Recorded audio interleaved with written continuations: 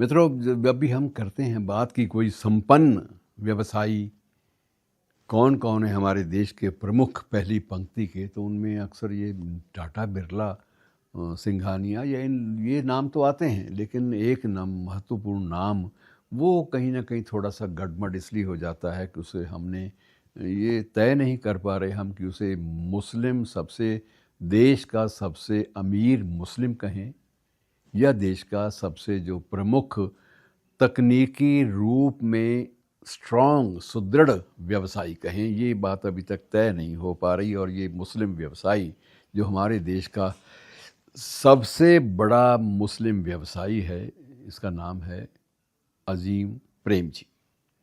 Azim Premji Wipro limited के संस्थापक भी हैं, इसकी अध्यक्षता भी करते हैं, इसका चेयरमैन भी हैं। और सबसे बड़ी बात यह है कि वो सिर्फ अपनी उपलब्धियों के लिए ही नहीं जाने जाते, अपने सबसे बड़े दान के लिए भी जाने जाते हैं कि इससे बड़ा प्रेम जी से बड़ा हमारे देश में कोई भी उद्योगपति, उद्यमी, दानी नहीं है। और मैं थोड़ा सा इनके बारे में आपको और बता दूं कि ये इस्माइली मुस्लिम जो समुदाय है, इस्माइली, उससे संबंध रखते हैं। विप्रो लिमिटेड इसके आईटी सेक्टर में एक दिग्गज कंपनी का रूप देने वाले उसके संस्थापक के रूप में सामने आते हैं। और ये इन्होंने अपनी संपत्ति का एक बहुत बड़ा भाग, बहुत बड़ा हिस्सा सामाजिक कार्यों में, सिर्फ ये नहीं है कि वो किसी मुस्लिम समुदाय के सामाजिक कार्यों में वो पूंजी का निवेश करते ना, भारतीय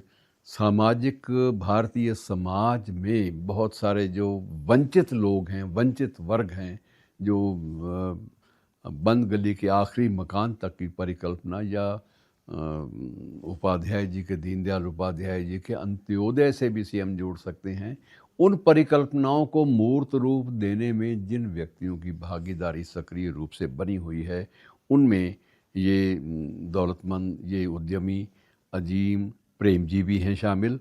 और मित्रों, सबसे बड़ी बात जो चौंकाने वाली है कि ये व्यक्ति हर रोज़ प्रतिदिन 27 करोड़ रुपए दान में देता है, 27 करोड़ रुपए दान में देता है। और इस नाते से ये हमारे देश का सबसे बड़ा दानी व्यक्ति भी है।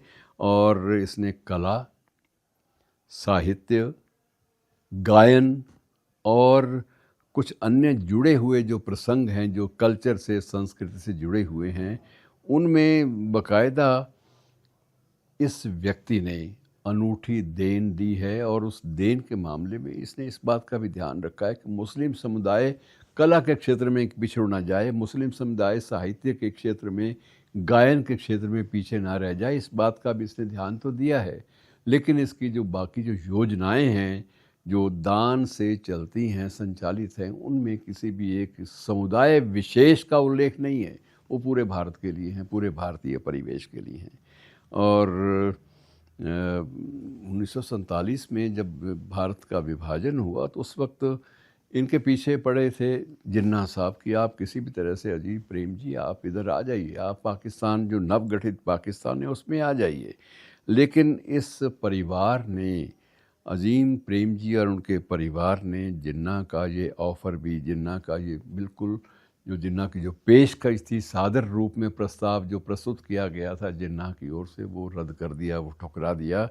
और उन्होंने ये निर्णय लिया कि हम लोग अपने ही देश में अपने ही लोगों के लिए व्यापक रूप से काम करते रहेंगे। धन्यवाद।